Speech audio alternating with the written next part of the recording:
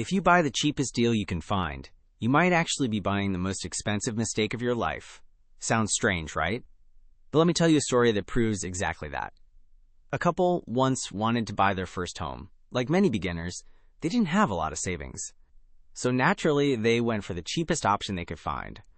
At first, it felt like a win. Low price, quick move-in, everything seemed fine on the surface.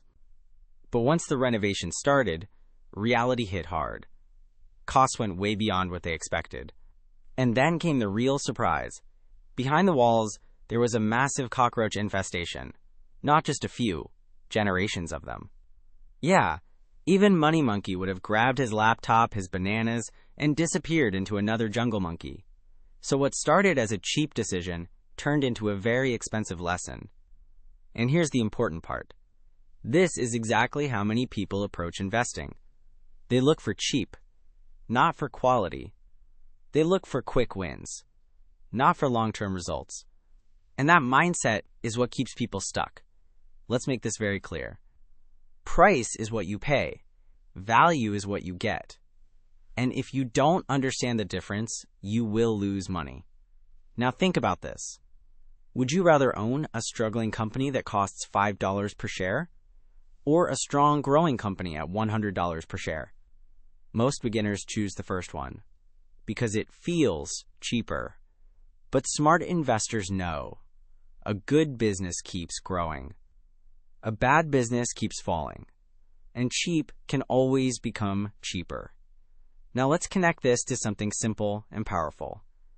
ETFs.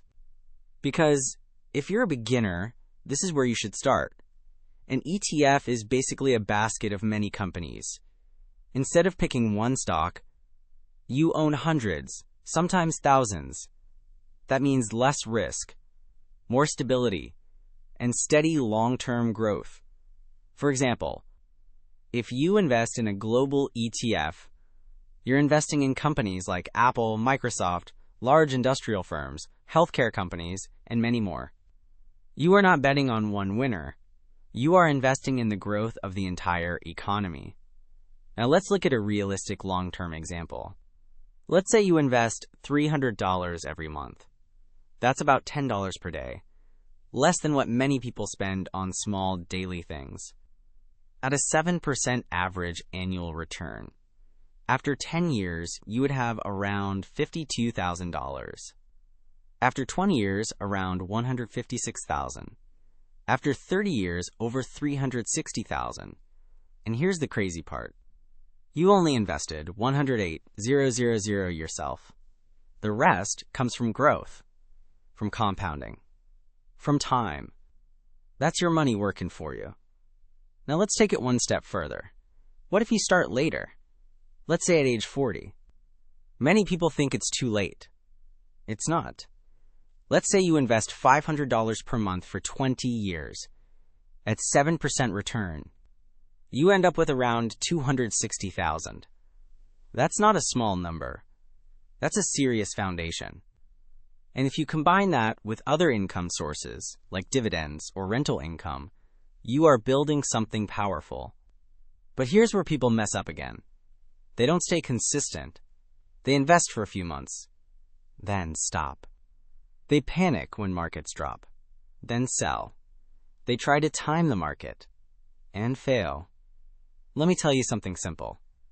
The biggest returns don't come from perfect timing. They come from time in the market, not timing the market. Even Money Monkey knows. Trying to time the market is like trying to catch a banana falling from a tree during a storm.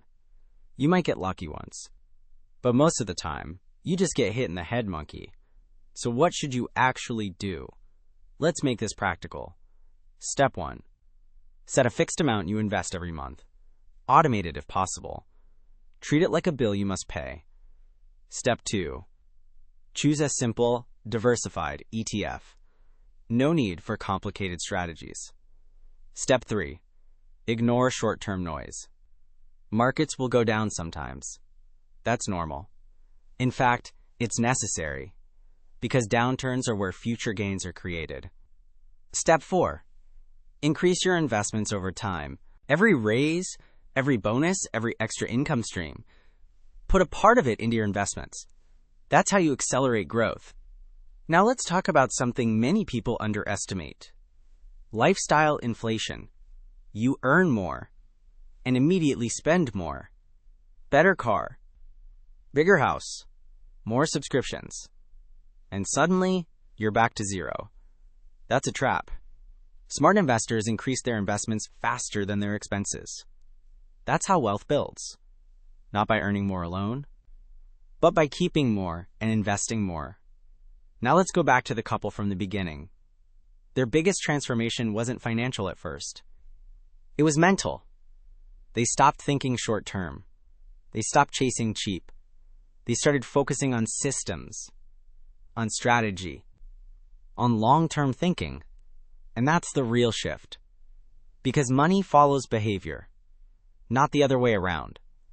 If your habits are bad, more money won't fix it. If your habits are strong, even small amounts can grow into something big. So here's a simple question for you.